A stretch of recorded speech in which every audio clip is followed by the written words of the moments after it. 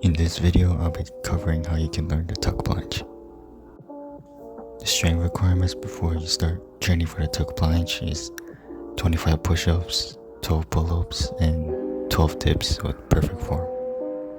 You can do all these progressions on parallettes or dumbbells if you want, but doing so will place more pressure on your wrists than if you do them with just your hands. So make sure to warm up your wrists beforehand. The first progression you can start doing is the Planche Lean.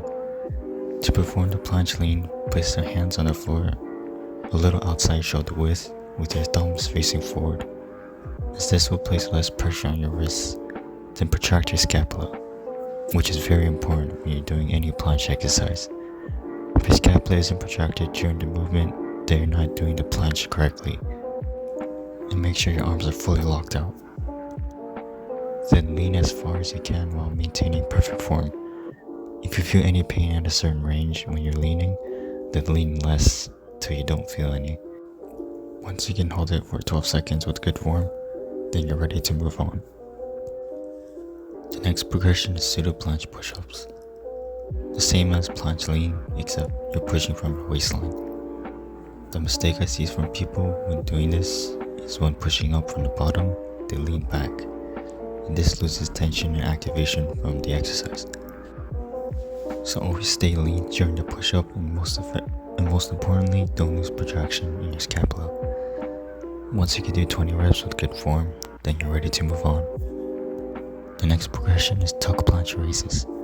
You need to do these on parallettes because doing them on the floor is going to make it way harder.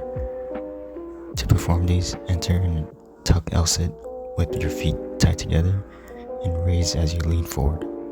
If you don't lean forward enough as you're raising, then it's going to be 1,000 times harder.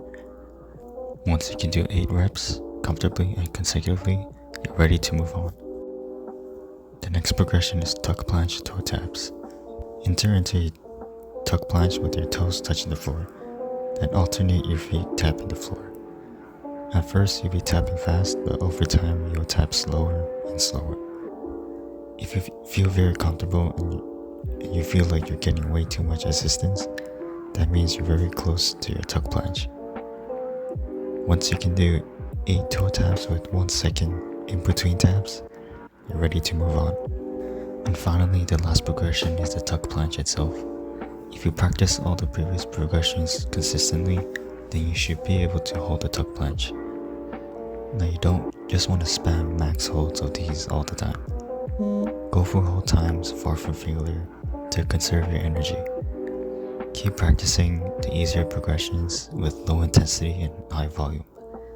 Then you would notice your hold time increase. That will be all for the video. Subscribe to the channel if you want to see more videos like this.